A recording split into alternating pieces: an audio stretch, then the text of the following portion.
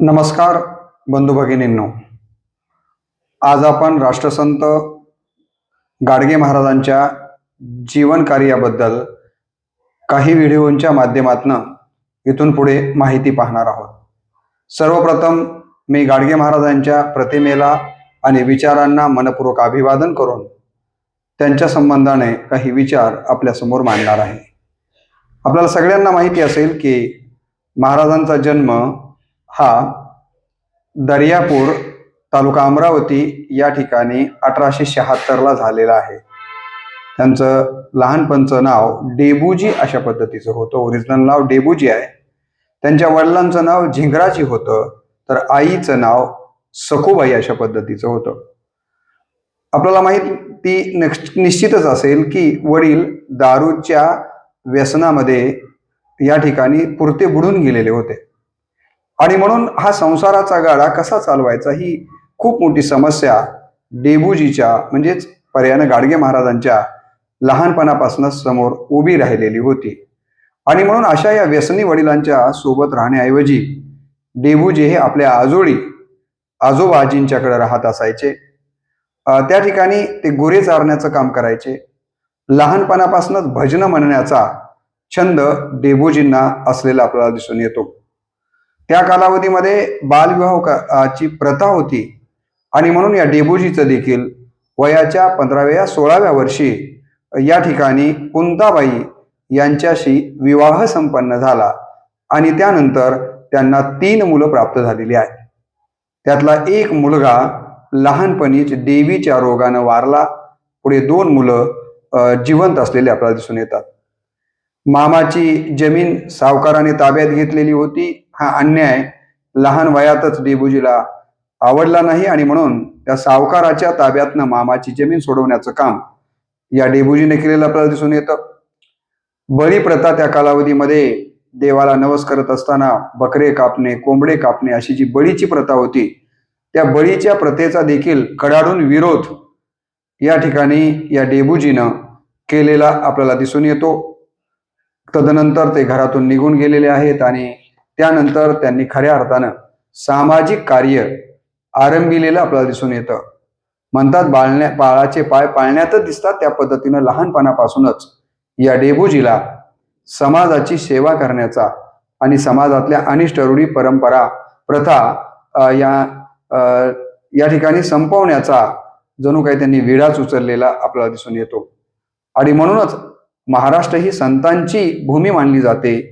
त्या संतांच्या परंपरेमध्येच आपण या डेबूजींना राष्ट्रसंत गाडगे महाराज म्हणून सन्मानाने या ठिकाणी सन्मानित करतो. मुळात राष्ट्रसंत म्हणजे कोण हे आपण लक्षात घेतलं पाहिजे. राष्ट्रसंत गाडगे महाराज असं आपण म्हणतो, तर संत म्हणजे कोण हे पहिल्यांदा आपण समजून घेतलं पाहिजे. तर संतांची व्याख्या एका ठिकाणी मी अशी वाचली होती की संत या शब्दामध्ये सत्य आणि सत्याच्या सिंहासनावर ते जे टिंब जे आहे ते सिंहासन आहे. सत्याच्या सिंहासनावर जे आरूढ झालेले असतात त्यांना संत म्हटलं गेलं पाहिजे, अशा प्रकारची एक व्याख्या मी माझ्या वाचनात आलेली होती आणि ती अगदी सत्य आहे. कारण संत या शब्दातला वर जो अनुस्वार आलेला आहे स मधला, तो अनुस्वार म्हणजे ते खुर्ची आहे. कशाची? सत्याची.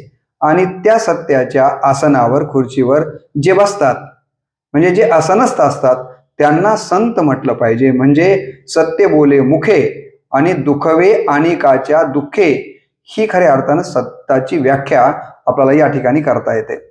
संत तुकाराम महाराजांनी संताची व्याख्या अत्यंत सोप्या शब्दामध्ये करताना सांगितलं होतं, जे का रंजले गांजले त्यासी म्हणे जो आपुले, तोची साधू ओळखावा देव तेची जाणावा. रंजल्या गांजल्यांची जो सेवा करतो आणि आपल्याला माहिती आहे की पुढे त्यांनी सांगितलं की दया करणे जे पुत्रासी तेची दासा आणि दासी, ज्यासी अपंगिता नाही त्यासी धरी जो हृदयी, तोची साधू ओळखावा देव तेची जाणावा. रंजल्या गांजल्यांची सेवा आपल्या पोटच्या मुलांच्या पेक्षाही अधिक प्रेमानं जो करतो त्याला संत म्हटलं पाहिजे. आणि ही व्याख्या जर आपण या गाडगे महाराजांना लावून पाहिली तर मला असं वाटतं की तंतोतंत संतांच्या व्याख्येमध्ये गाडगे महाराज आपल्याला बसताना दिसून येतात. आणि म्हणून संतांची व्याख्या या पद्धतीने देखील आपल्याला करता येते.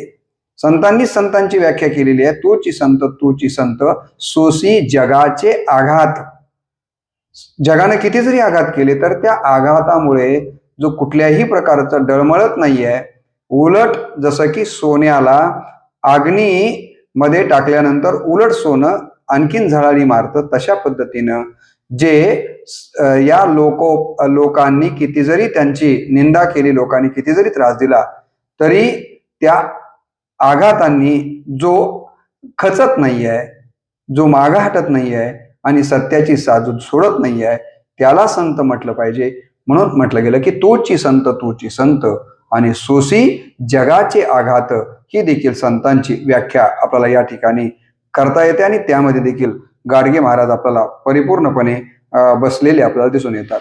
मी यापूर्वीच आपल्याला सांगितल्याप्रमाणे 23 फेब्रुवारी 1876 यांचा जन्म झालेला, याचा उल्लेख यापूर्वीच मी आपल्याला सांगितलेला आहे. काय होतो या डेबोजी नावाच्या मुलाचा जेव्हा जन्म झाला आणि जेव्हा संतत्वाच्या पर्यंत जाऊन हे पोचले, त्यावेळेला यांची काय संपत्ती होती? तर असं म्हणतात की एक फुटकं गाडगं, तेही त्याचा वापर ते उन्हामध्ये डोक्यावर घेण्यासाठी करायचे, म्हणजे डोकं झाकण्यासाठी उन्हामध्ये. जेवताना थाली म्हणून करायचे, तर पाणी पिण्यासाठी लोटा म्हणून करायची. त्यांची संपत्ती म्हणजे केवळ एक गाडगं होतं आणि त्यावरूनच त्यांचं पुढे नाव डेबोजीचं गाडगे महाराज, कारण सतत ते गाडगे वापरायचे. मी आता सांगितलं की ऊन लागत असेल तर डोक्यावर धरायचे, जेवणाची वेळ आली तर तेच गाडगं ताट म्हणून, थाली म्हणून वापरायचे आणि पाणी प्यायची वेळ आली तर लोटा म्हणून तेच गाडगं वापरायचे. आणि म्हणून त्यांना लोटके महाराज किंवा गाडगे महाराज अशा प्रकारचं संबोधन केलं गेलेलं आहे. दुसरी काय संपत्ती होती त्यांच्याकडं?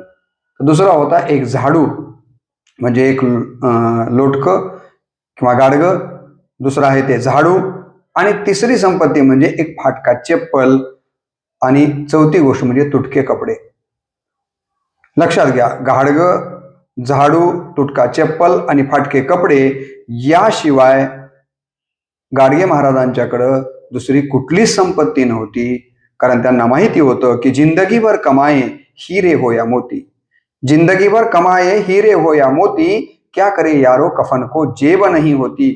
याची जाणीव त्यांना असल्यामुळं त्यांनी बाकीच्या संपत्तीचा कधीच मोह केलेला नाहीये. कारण असं म्हणतात की धन हे धन कुबेराचे, देह हे काळाचे, धन कुबेराचे, ते मनुष्याचे काय आहे.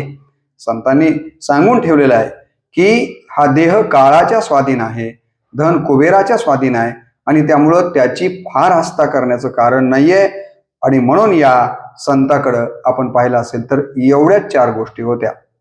आपल्याकडं संतांची खूप मोठी परंपरा महाराष्ट्राला लाभलेली आहे. कारण याच महाराष्ट्रामध्ये संत ज्ञानेश्वर होऊन गेले, याच महाराष्ट्रामध्ये जगद्गुरु तुकोबाराय होऊन गेले, संत श्रेष्ठ नामदेव महाराज, संत जनाबाई, संत एकनाथ, कितीतरी संतांची नावं मी आपल्यासमोर ठेवू शकतो. आणि त्याच परंपरेमध्ये या ठिकाणी गाडगे महाराजांचा उल्लेख करावा लागतो. फरक एवढाच आहे की आपल्याकडं राष्ट्रसंतांची एक वेगळी परंपरा सांगितली गेलेली आहे.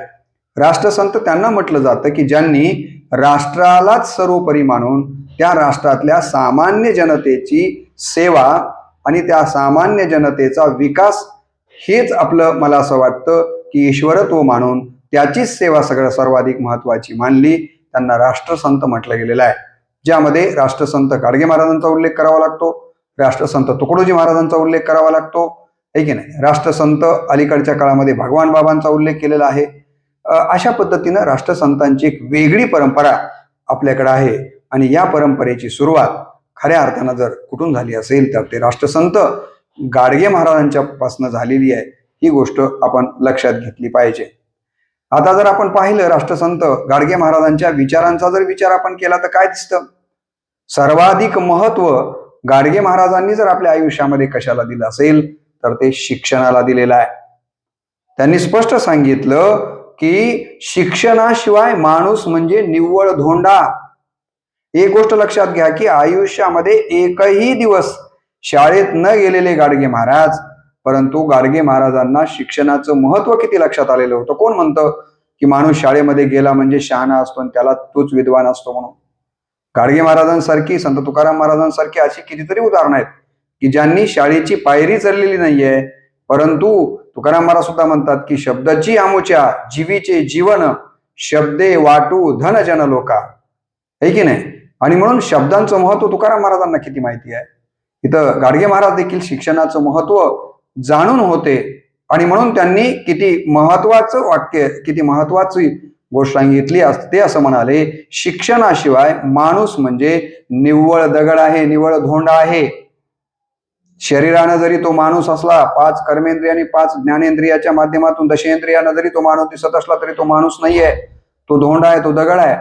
कारण त्याला खऱ्या अर्थानं माणूस म्हणता येत नाही. माणुसाची जर त्याला माणूस म्हणून घ्यायचा असेल तर तो शिकला पाहिजे, त्यानं शिक्षणाची कास धरली पाहिजे. हा विचार त्यांनी दिलेला आपल्याला दिसून येतो.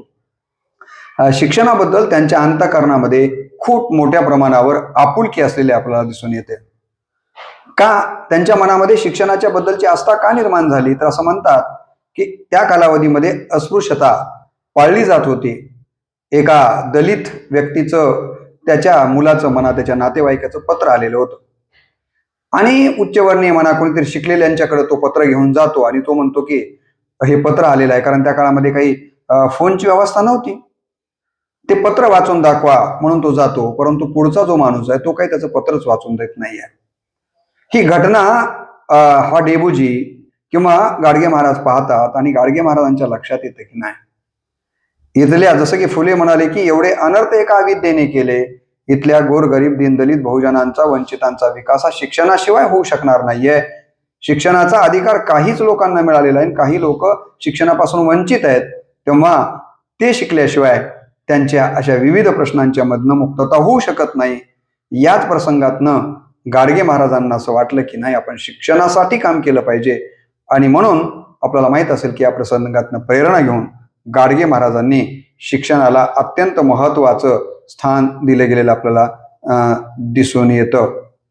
कर्मवीर भाऊराव पाटील, महाराष्ट्रामध्ये रयत शिक्षण संस्था ज्या कर्मवीर भाऊराव पाटलांनी उभी केली आणि आज महाराष्ट्रात सर्वाधिक शैक्षणिक संस्था दिमाखानं आणि अत्यंत गुणवत्तापूर्ण शिक्षण ज्या कर्मवीरांच्या रयत शिक्षण संस्थेच्या माध्यमातून दिलं जातं, त्या कर्मवीर भाऊराव पाटलांच्या सोबत या शैक्षणिक चळवळीला बळ देण्याचं काम या ठिकाणी गाडगे महाराजांनी केलेलं आहे. तत्कालीन मुख्यमंत्री खेर नावाचे होते आणि त्यांनी कर्मवीर भाऊराव पाटलांच्या वसतिगृहाचं अनुदान बंद केलेलं होतं. त्या वसतिगृहामध्ये अनेक गोरगरिबांची मुलं शिक्षण घेत होती. ही गोष्ट जेव्हा गाडगे महाराजांना समजली या ठिकाणी कर्मवीरांच्याकडनं, तेव्हा डायरेक्ट काय केलं गाडगे महाराजांनी, मंत्रालय गाठलं. असं म्हणतात की गाडगे महाराजांच्या आचरणाचा एवढा नैतिक दबदबा होता त्या कालावधीमध्ये की गाडगे महाराज जर मंत्रालयामध्ये गेले तर मुख्यमंत्री सुद्धा त्यांना बघितल्यानंतर खुर्चीत उभा टाकायचा आणि त्यांना आदर द्यायचा. मंत्री देखील उठून त्यांना आदर द्यायचं. एवढं नैतिक आचरण गाडगे महाराजांचं होतं. आणि त्यावेळेला या कर्मवीरांच्या वसतिगृहाचं अनुदान सुरू करण्यासाठी गाडगे महाराज खेर या मुख्यमंत्र्यांच्याकडे गेले आणि तिथं जाऊन त्यांना सांगितलं की तुम्ही त्या कर्मवीराच्या वसतिगृहाचं, भाऊरावच्या वसतिगृहाचं अनुदान बंद केलेलं हे बरोबर नाही. अरे वा, ते गोरेगरिबांच्या मुलांना शिक्षण देण्याचं पवित्र काम करतोय आणि त्यांचं अनुदान बंद करणं हे काही योग्य नाहीये. तुम्ही लवकरात लवकर या ठिकाणी ते अनुदान सुरू करा, अशा प्रकारची विनंती त्यांनी मुख्यमंत्र्याला केली. आणि असं म्हणतात की त्यानंतर ते अनुदान सुरू झालेलं आहे. म्हणजे रयत शिक्षण संस्थेच्या सुरुवातीच्या कालावधीमध्ये एक हाच प्रसंग नाही तर अनेक प्रसंगांच्या मध्ये कर्मवीरांना ही शैक्षणिक चळवळ पुढे घेऊन जाण्यासाठी अत्यंत महत्वाचं योगदान जर कोणाचं राहिलं असेल तर ते राष्ट्रसंत गाडगे महाराजांचं राहिलेलं आहे. ही गोष्ट आपण लक्षात घेतली पाहिजे आणि त्यांचा शिक्षणाकडे पाहण्याचा किती सकारात्मक आणि किती तळमळीचा दृष्टिकोन होता ही गोष्ट यातून आपल्या लक्षात आल्याशिवाय राहत नाही. ते जेव्हा जेव्हा कीर्तनाच्या माध्यमातून लोकांना बोलण्यासाठी उभा राहायचे तेव्हा कीर्तनातनं म्हणायचे, पाठवा पाठवा, मुलांना शाळेत पाठवा. बाकीचं तुमच्याकडे जर गरिबी असेल तर घरातला तांब्या लोटा काय असेल ते भांडी कुंडी विका अंगावर फाटकं धोतर फाटकं लुगडं घातलं तरी चालतंय, माझ्या माया हो बापा हो, लेकिन लेकरांना शिकवा, शिक्षण शिक्षण शिक्षण फार महत्वाचं आहे म्हणून पाठवा पाठवा पाठवा, मुलांना शाळेत पाठवा, असं सतत त्यांच्या कीर्तनाच्या माध्यमातनं हे प्रबोधन करण्याचं काम ते करत असत. स्वतः शिकलेले नसताना देखील शिक्षणाच्या बद्दलची त्यांच्या मनामध्ये आस्था होती की शिक्षणानं माणूस मोठा होतो, शिक्षणानं माणूस शहाणा होतो, या प्रकारचा विचार त्यांच्या मनामध्ये होता. आणि म्हणून शिक्षणाबद्दलची तळमळ खऱ्या अर्थानं राष्ट्रसंत गाडगे महाराजांना होती. हे आपल्याला त्यांच्या विचारांच्या संबंधानं विचार करताना पाहिलं पाहिजे. असं म्हणतात की गाडगे महाराजांच्या कार्यकर्तृत्वाचा प्रभाव त्या काळामध्ये उत्कृष्ट वक्ते म्हणून आणि संपादक म्हणून ज्यांनी खूप मोठं काम केलं ते प्र. के. अत्रे, त्यांच्यावर देखील गाडगे महाराजांच्या या कार्यकर्तृत्वाचा खूप मोठा प्रभाव असल्याचं दिसून येतं. प्र. के. अत्रे गाडगे महाराजांची स्वतः कीर्तन ऐकायला जायचे. अनेक वृत्तपत्रांच्या मधनं त्यांनी त्यांच्यावरती अग्रलेख लिहिलेले आहेत. म्हणजे आता लक्षात घ्या की प्र. के. अत्रेंसारखा माणूस गाडगे महाराजांची कीर्तन ऐकतो, त्यांच्यावरती अग्रलेख लिहितो, यावरूनच राष्ट्रसंत गाडगे महाराजांचं कार्यकर्तृत्व किती मोठं होतं ही गोष्ट लक्षात आल्याशिवाय राहत नाही. बाबांनी जे काम केलं ते आणखीन एक महत्वाचं मौलिक काम मला सांगितलं पाहिजे. ते म्हणजे बाबांनी आपल्या कीर्तनाच्या माध्यमातनं आपल्या आचरणातनं अंधश्रद्धा निर्मूलनाचं खूप मोठं काम केलेलं आहे. त्या कालावधीमध्ये अज्ञानामुळं म्हणा, अंधश्रद्धा खूप मोठ्या प्रमाणावर समाज व्यवस्थेमध्ये बोकाळलेली होती आणि या अंधश्रद्धेतनंच गोरगरीब माणसांची पिळवणूक होत होती. ऋण काढून सण साजरे केले जात होते आणि गरीब अधिकच गरीब बनत चाललेला होता. ही गोष्ट गाडगे महाराजांच्या लक्षात आली आणि म्हणून गाडगे महाराजांनी अंधश्रद्धेच्या विरोधामध्ये देखील त्यांच्या आघाडी उघडलेली आपल्याला दिसून येते. बाबा देवाची व्याख्या करताना सांगत असताना म्हणायचे की देव देवळात आहे का. बाबा कीर्तनामध्ये सरळ प्रश्न विचारायचे की मला सांगा, देव देवळात आहे का, देव दगडात आहे का, देव किती आहेत. मग जर देव एकच असेल तर मग तुम्ही सटवाईची पूजा करता की नाही, तुम्ही मसोबाची पूजा करता की नाही. देव जर दगडात नाही तर मग तुम्ही दगडाची पूजा का करता. देव जर देवळात नाही तर मग तुम्ही देवळात का जाता. म्हणजे प्रश्नोत्तराच्या पद्धतीनं सामान्य माणसांच्या भाषेमध्ये सामान्यांना समजेन अशा पद्धतीनं जी काही त्या काळामध्ये जाकाई जोकाई मसोबा वेगवेगळ्या प्रकारच्या देवी देवतांची पूजा आणि त्या ठिकाणी जे काही बळी दिले जात होते, मग बकऱ्याचा बळी असेल, कोंबड्याचा बळी असेल, काही ठिकाणी नरबळी देण्याची देखील प्रथा होती. तर या अंधश्रद्धा चुकीच्या आहे. या पद्धतीनं तत्कालीन समाजातल्या लोकांना समजून सांगण्याचं काम त्यांनी केलेलं आहे. तुम्ही बालाजीला जाता की नाही, मग बालाजीला जाता, तिथं जाऊन काय करता, तुम्हाला बालाजी बोलतो का, तुम्हाला बालाजी भेटतो का. मग कशासाठी गरिबी असताना कुणाकडून तरी पैसे घ्यायचे, कर्जाने घ्यायचे आणि बालाजीला जायचं, काय कारण आहे तिथं जाण्याचं. अशा प्रकारे सामान्य लोकांच्या मन आणि मस्तिष्कामध्ये मला असं वाटतं की विवेक पेरण्याचं काम बाबा करत असायचे आणि कीर्तनातून असं काही सांगत सांगत म्हणायचे की गोपाला गोपाला देवकी नंदन गोपाला. हे त्यांचं प्रसिद्ध अशा प्रकारचं भजन होतं. ते प्रत्येक वेळेला या प्रकारचा विचार सांगून हे भजन घेत असायचे. पशुहत्येचा मी आपल्याला सांगितलं की ते लहान असल्यापासूनच त्यांनी पशुहत्येचा विरोध केलेला आपल्याला दिसून येतो.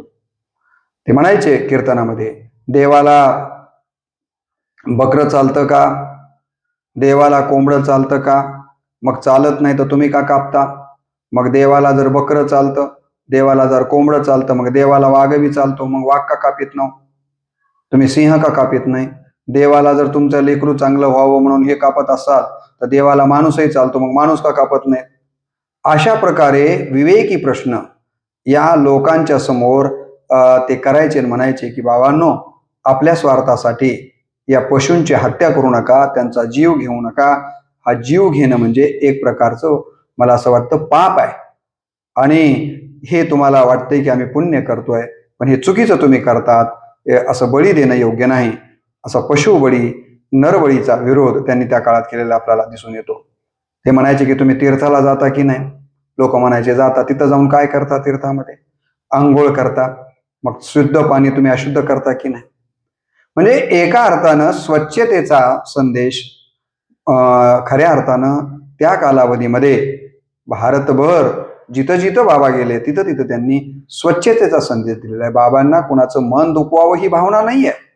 बाबांची मुख्य भूमिका ही आहे की आपण समजून घेतलं पाहिजे की देव कुठं आहे, तर रंजल्या गांजल्यांच्या सेवेमध्ये देव आहे. बाबांना हे सांगायचं होतं. म्हणून तुम्ही अशुद्ध पाणी न करता तुम्ही शुद्ध अंतकरण ठेवला, तिथंच देव तुम्हाला मिळतो. ते म्हणायचे की धर्म वर्तनामध्ये आहे, धर्म बोलण्यामध्ये आहे, चांगलं बोला, धर्म वागण्यामध्ये आहे, चांगलं वागा, भुकेल्याला अन्न द्या, तहानलेल्यांना पाणी द्या, वस्त्रहीनांना वस्त्र द्या, निवारा नसेल त्याला निवारा द्या, गरिबांची लेकरं असतील आणि त्यांची लग्न होत नसतील तर ते लग्न लावून द्या. या गोष्टीमध्ये खरा देव बसलेला आहे. देव तीर्थी ठिकाण, तीर्थी धोंडा पाणी, देव रोकडा सज्जनी असं संतांनी म्हटलं ना. तीच परंपरा खऱ्या अर्थानं प्रबोधनाच्या माध्यमातून, कीर्तनाच्या माध्यमातून, राष्ट्रसंतांच्या माध्यमातून गाडगे महाराजांनी केलेली आहे. आणि धर्माची, देवाची सोपी व्यवहारातली व्याख्या सांगून विवेकी समाज, अंधश्रद्धा मुक्त समाज घडवण्याचं काम त्यांनी केलेलं आपल्याला दिसून येतं.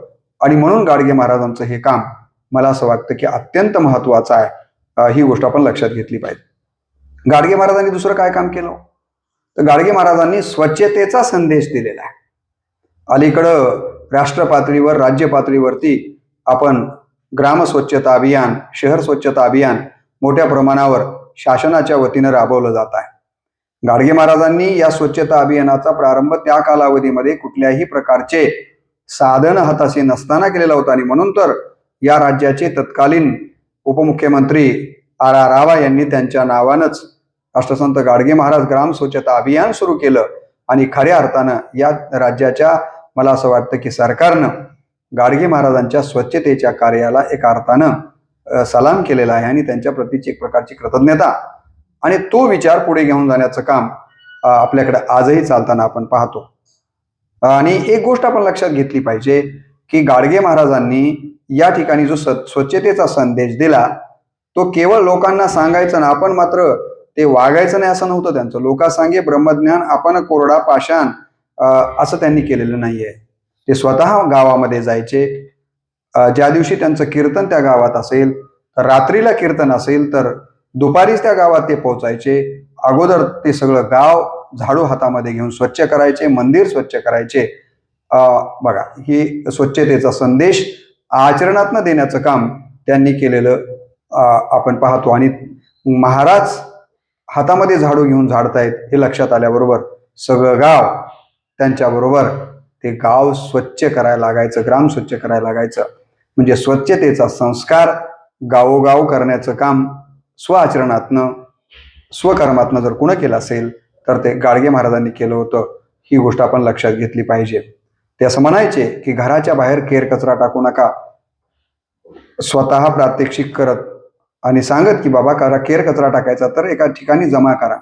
आपल्या घरातला कचरा आज आपण पाहतो की काय करतो, आपण आपल्या घरातला कचरा रोडवर टाकतो, दुसऱ्याच्या पुढच्या घरावालाही रोडवर टाकतो आणि सार्वजनिक जो रोड असतो तो सगळा कचरामय होऊन जातो आणि अस्वच्छता निर्माण होते. मग पावसाळ्याच्या काळात असेल, पावसामुळे डास निर्माण होतात, अनेक प्रकारचे आजार होतात आणि मग या आजाराला आपल्याला सामोरं जावं लागतं.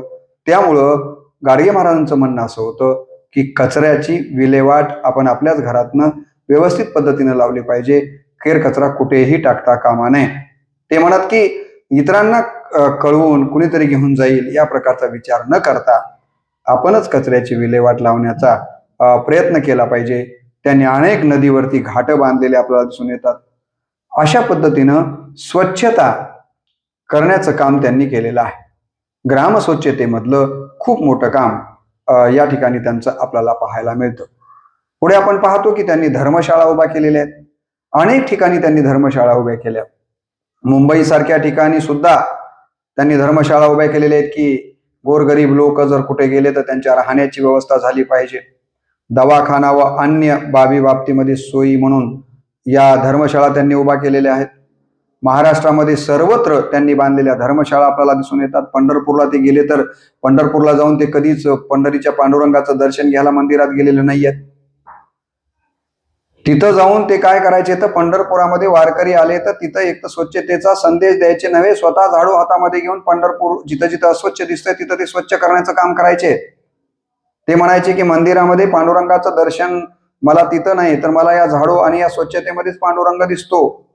तया सर्वात्मका ईश्वरा स्वकर्म कुसुमांची विरा पूजा केली होय अपारा त्वशालवागी. हे जी काही माऊलींनी ज्ञानेश्वरीमध्ये ओविलेली आहे की स्वकर्म करणं म्हणजेच ईश्वराची खऱ्या अर्थानं पूजा करणं आहे. हा संदेश गाडगे महाराजांनी आपल्या आचरणात दिला. पंढरपूरला जाऊन ते कधीही विठोबाच्या दर्शनाला गेले नाहीत, तर पंढरपूर स्वच्छ करण्याचं काम त्या ठिकाणी ते करत होते. त्यांनी पंढरपूरला सुद्धा धर्मशाळा बांधलेली आहे, कारण देशभरातून जे गोरगरीब वारकरी इथं येतील त्यांना राहण्याची व्यवस्था झाली पाहिजे. असं सांगतात की वेश्यांकडे देखील त्यांनी पैसे मागितले, असं म्हणतात की या त्यांच्या धर्मशाळा बांधकामाच्या किंवा या सामाजिक कार्याला वेश्यांनी आपले दागिने विकून या कामाला मदत केलेली आहे. या महात्म्याच्या शब्दाला, या राष्ट्रसंताच्या शब्दाला किती मोठी किंमत होती ही गोष्ट आपण लक्षात घेतली पाहिजे. खरं तर बाबांच्या कामाला जेवढी प्रसिद्धी मिळायला हवी होती तेवढी प्रसिद्धी मिळाली नाही, आणि बाबा खऱ्या अर्थानं जे महाराष्ट्राला कळायला हवे होते तेवढे त्या अर्थानं कळालेले नव्हते, असंच मला या निमित्तानं म्हणावंसं वाटतं. बाबांची म्हणजे ओळख जर खऱ्या अर्थानं किंवा बाबा जर खऱ्या अर्थानं कोणाला कळाले असतील तर ते डॉक्टर बाबासाहेब आंबेडकरांना कळाले होते.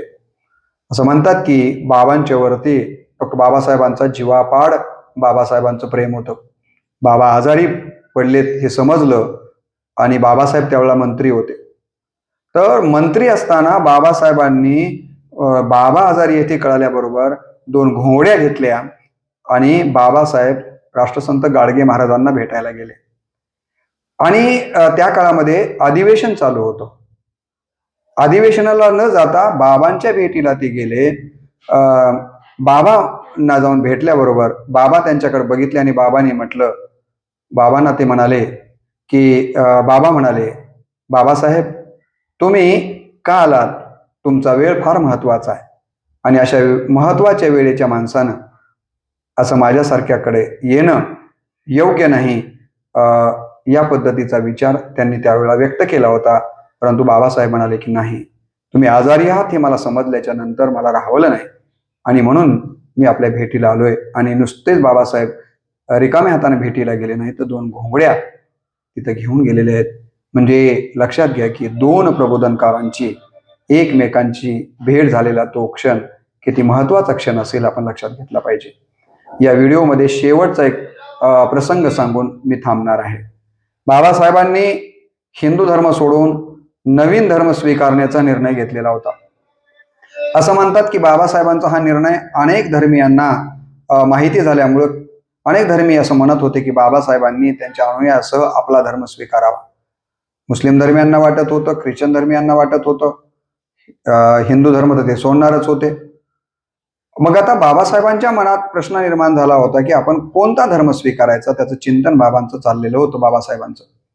अशा वेळेला बाबासाहेब राष्ट्रसंत गाडगे महाराजांचा सल्ला घेण्यासाठी, त्यांच्याशी विचार विनिमय करण्यासाठी गाडगे महाराजांच्याकडे आले आणि गाडगे महाराजांना म्हणाले, बाबा माझा एक प्रश्न आहे आणि माझ्या मनामध्ये एक शंका आहे की मला हिंदू धर्म सोडून दुसरा धर्माचा स्वीकार करायचा आहे, मी कोणता धर्म स्वीकारू? त्यावेळेला गाडगे महाराजांनी सांगितलं की बाबासाहेब तुम्ही इतके विद्वान आहात, एवढ्या विद्वान माणसाला मी काय सल्ला देऊ, मी काय सांगू, पण एवढंच तुम्ही विचारताय तुमच्या मनाचं मोठेपण म्हणून, तर एवढंच सांगतो, बाहेरचे रस्ते सोडा आणि काय करा, बाहेरचे रस्ते सोडा आणि बाकी तुमचे तुम्ही ठरवा. म्हणजे त्यांना असं म्हणायचं होतं की बाहेरचे रस्ते सोडा आणि घरचा रस्ता पकडा, बाकी तुमचे तुम्ही ठरवा.